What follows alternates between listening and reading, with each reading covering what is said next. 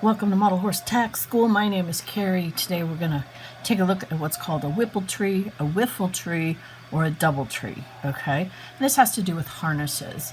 So this is the tongue for the wagon and 3D printed for the Buckboard cart. And I'll send it with all the hardware. Right now I'm sending it fully assembled, but I'm going to show you how in case you decide to take all these off. Now this is a 10mm jump ring. And whatever you have to do, push it through. And these are what they call silvery. And it's totally warped. The wire is called silvery, and they're not very strong, but we don't need that because there's no stress really going to be on these. And so I'm just going to bend it back into position. For the most part, this is more of an oval because it stays in the tongue holder a little better. So now we're just going to move the opening .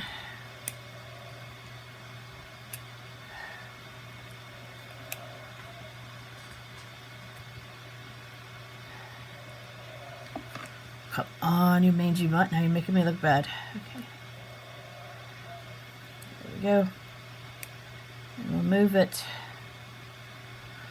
so I can add another jump ring and not have this fall apart. So I'm doing overlap.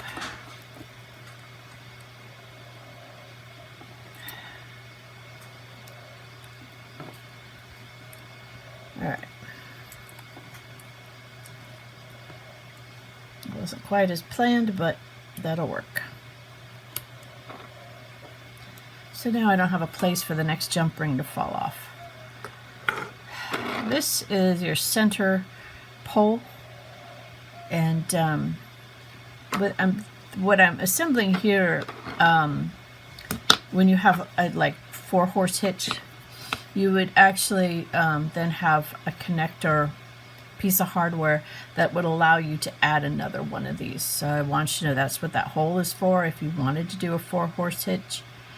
And but you would have to figure out what hardware you wanted to use. It could be another jump ring, it could be wire, it could be just whatever. It could be a loop, like an eye, but that's what that's for.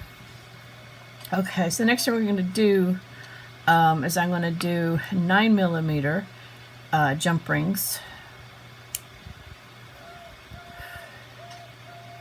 And the narrower side goes up. We're going to do the sides first.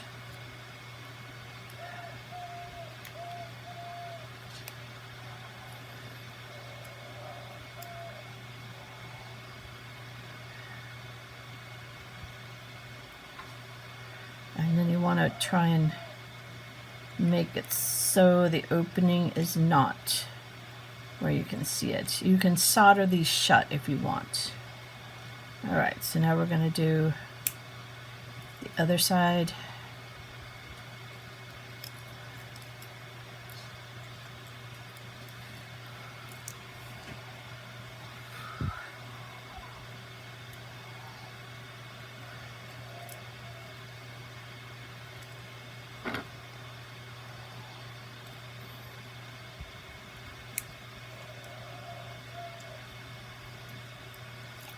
Okay.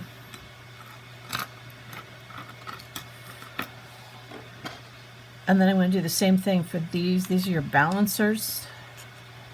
You have a balancer when it's a single. This acts as the balancer for a double horse hitch.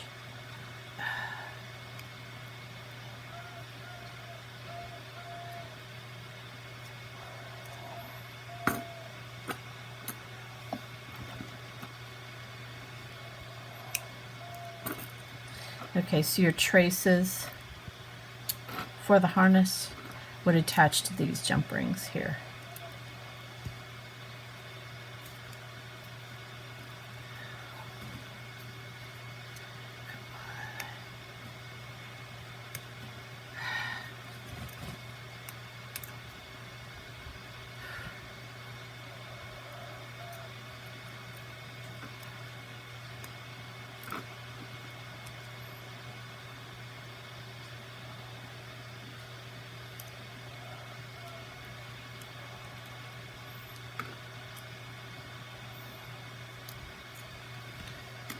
There we go.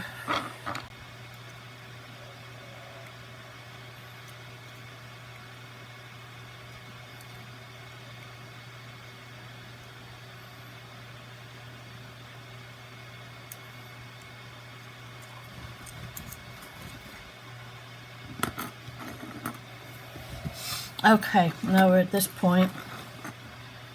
We're going to make life easy, and we're going to connect these together first. Should seem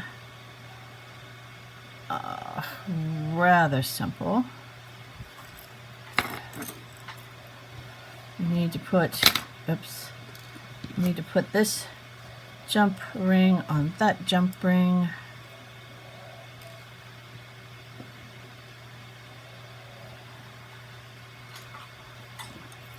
Close this up and turn it so now you could use D's and then they won't move. I have jump rings, that's what I'm providing.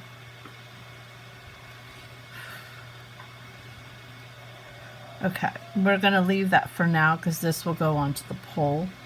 The next thing we need to do is this one.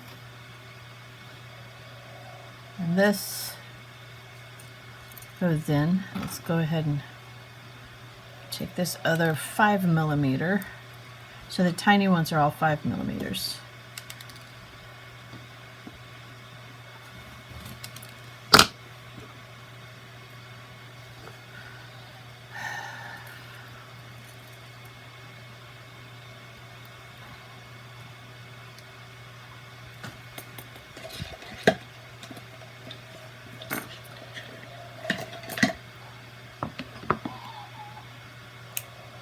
Same to this one.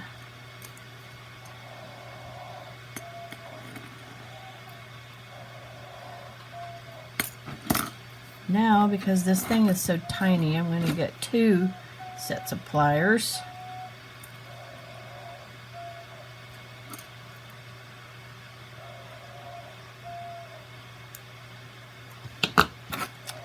And it goes on one of the sides. So, side jump ring, and it's very important you get these closed so that there's no opening, otherwise it'll just fall apart on you.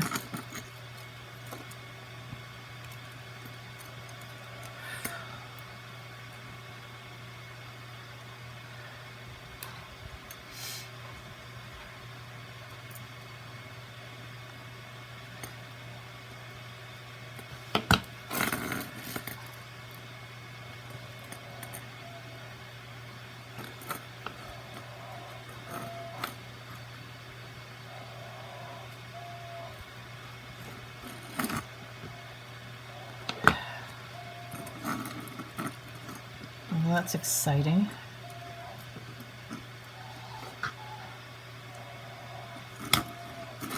That's what I mean about making sure they're closed.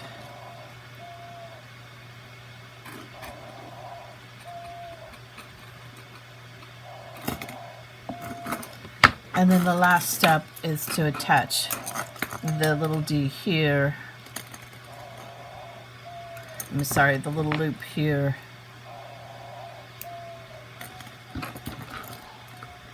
Onto here.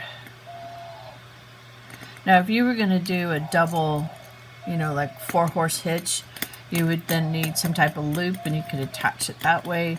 You could attach it this way. Sometimes the rear teeth can have a pole there, so, it's going to be, whatever. What do we say in the harnessing segment? That, yeah, it probably depends. So it depends.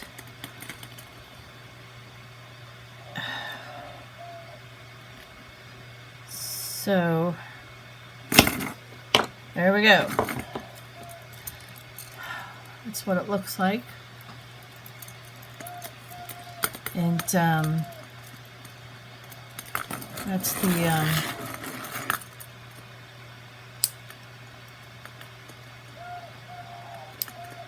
think we talked about the poles in the harnessing segment. So this is where the harness for the horses attach. That's one way. Usually like on stagecoaches and stuff.